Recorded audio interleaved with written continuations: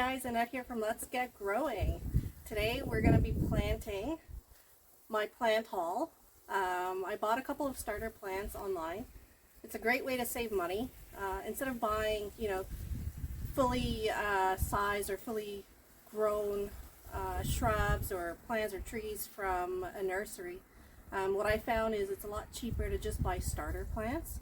And they tend to do a lot better too, because it gives them time to acclimate to your own soil conditions and your own climate. So what we have here is a redbud tree. It used to be native to southern Ontario. If you can plant native plants, it's a good idea. They've adapted and evolved to thrive in your local climate, the local soil conditions, the weather, and also a lot of the pollinating insects like butterflies, bees, moths. A lot of those beneficial insects have also adapted to only feed off of some of the native varieties. So I'm excited about this one here. It makes beautiful purple pink flowers in the spring, and it gives you that beautiful fall color.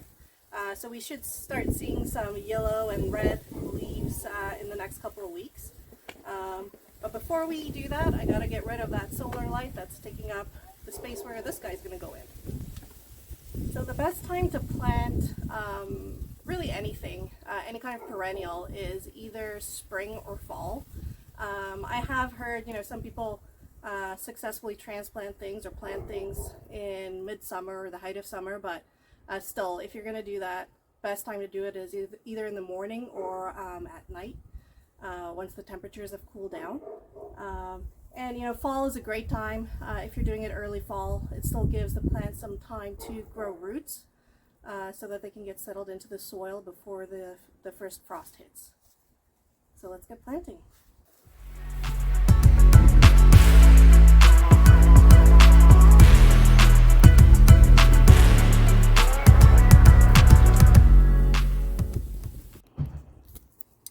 Anytime you plant something, once you're done, make sure to water it in well.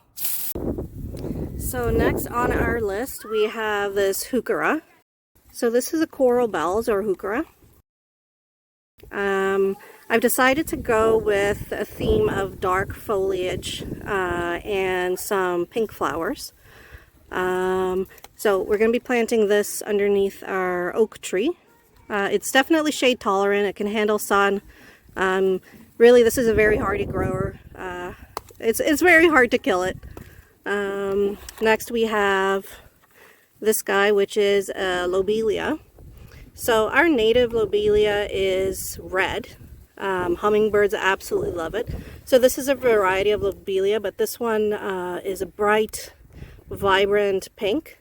It shoots out tall pink spires of beautiful pink flowers.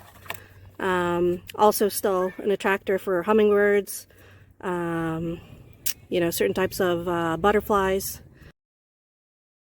And here, this is one I'm very excited about.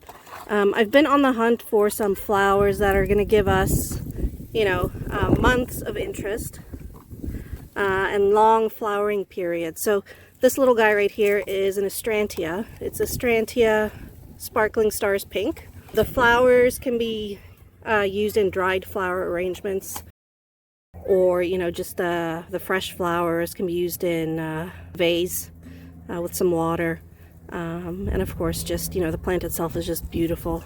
The next thing here is baby's breath. I didn't know that this was hardy, but it can survive our climate here. And again, it gives you all summer color. And maybe it's a better option than creeping phlox. I love creeping phlox. I have it planted here in my front garden, but it doesn't flower for a very long period of time, and the foliage is pretty uninteresting. But maybe a good alternative would be baby's breath. Great for rockeries. It's a low-growing ground cover. All of these are sun-loving. The heuchera can tolerate shade. It also likes shade. But lobelia, astrantia, and baby's breath definitely all love full sun. I also have 2 hydrangea here that I'm going to be experimenting with. I'm going to be propagating some of these, but that'll be a little coming up in a future video. So stay tuned for that. And then lastly, we have some allium. I love alliums. I have multiple different kinds in my garden. But I noticed one of my neighbors had these drumstick alliums planted, and they tend to flower a little bit later than some of the other allium varieties. And they're also pretty long lasting. So of course I had to have it, and lo and behold, you can get this at the dollar store. You know, and I've grown tons of things I've bought from the dollar store, seeds, bulbs, and I've never had any issues. Some of my, you know, favorite dahlias were actually bought at the dollar store. So definitely, you know, if you're looking for bulbs, the dollar store is a place to check out. Okay guys, so I'm all for planting native plants. I'm definitely a huge proponent of native, you know, planting things that have evolved to grow and adapt with the insects and, you know, the native conditions here. But do your research before you plant. Obviously, plants that have grown to adapt to the local environment can tend to be a little bit aggressive. So you can see here I went a little bit crazy with planting some of these bright blue lobelia. You know, the flowers look great late summer. The bees love it, but it's too tall. So if we think about just classic garden design, you want to make sure that your tall stuff is at the back. And you want to make sure that the shorter stuff is in the front. So this spot looks a little bit strange because my great blue lobelia is taking over the front and it is way too tall. So I'm going to be ripping up some of this and replacing it with some shorter plants. And another pro tip, when you're planting flowers or any kind of plant, first lay it out and place it where you want it to go. And stand back and have a look and see if it makes sense. See if it looks nice. Of course, you can always move it after the fact. That's what I'm going to be doing today. So let's get to it.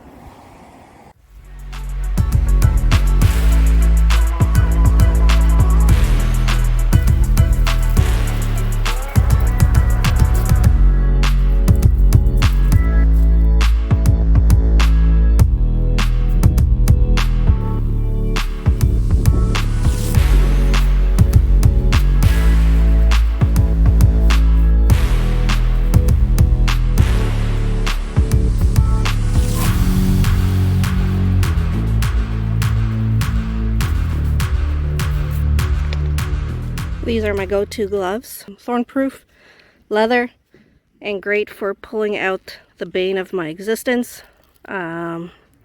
This weed that seems to, the thorns of this weed seems to go through any other garden glove that I've had, but these, not so much.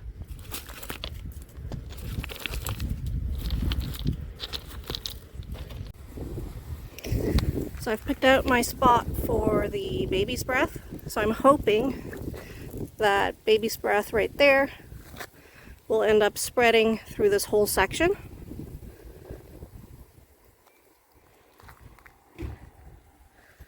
We have the astrantia right here.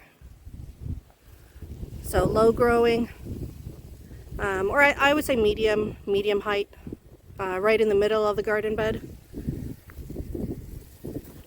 And then going across the dry creek bed, we have the pink lobelia right here. I have some ajuga here that's taking over. It is borderline, I would say borderline invasive. If you grow it in full sun, it doesn't spread as fast. It does like shade.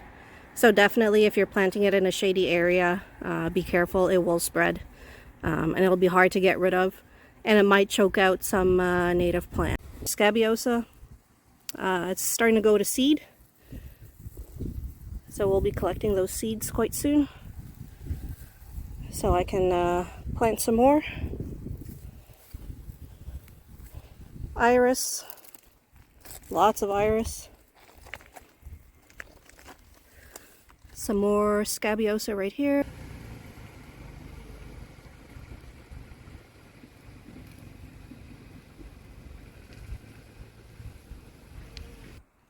Some ajuga that I thinned out.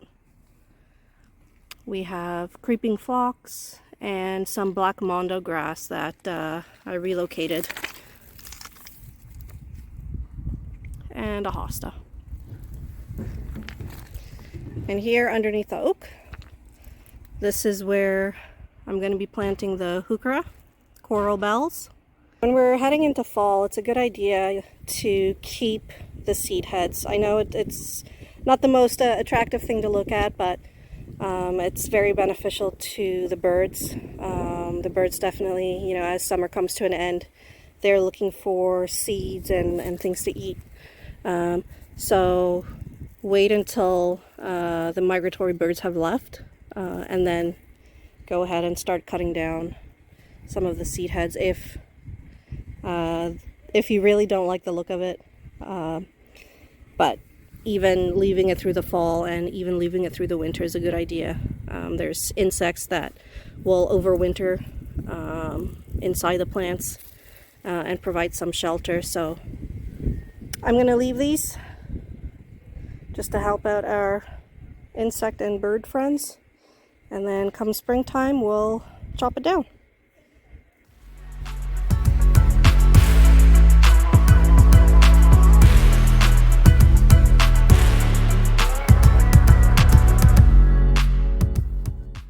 So I accidentally dug up some of my little crocus bulbs here.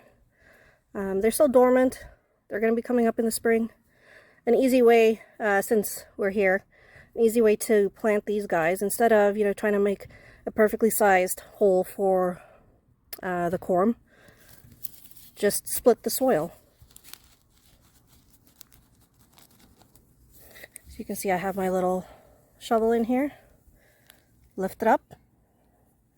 Once you have it lifted, take your corm and plant it with the pointy side facing up.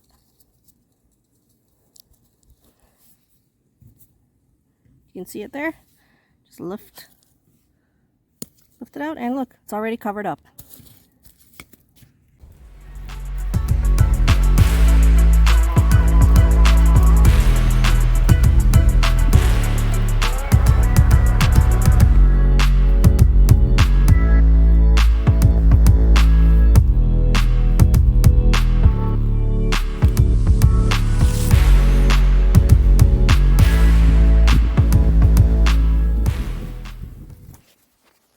A tip here for those of you that have squirrels.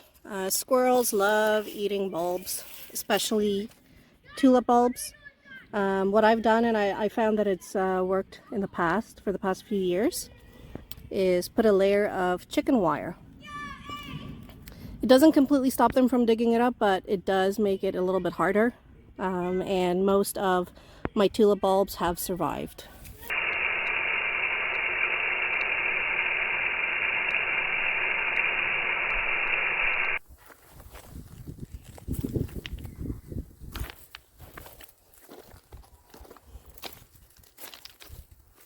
Last one we're planting the lobelia.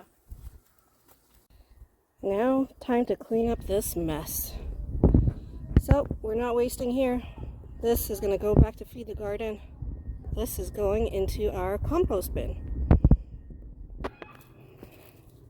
Here's my compost bin. And look at that deliciousness. All of this stuff is going to go back to feed the garden.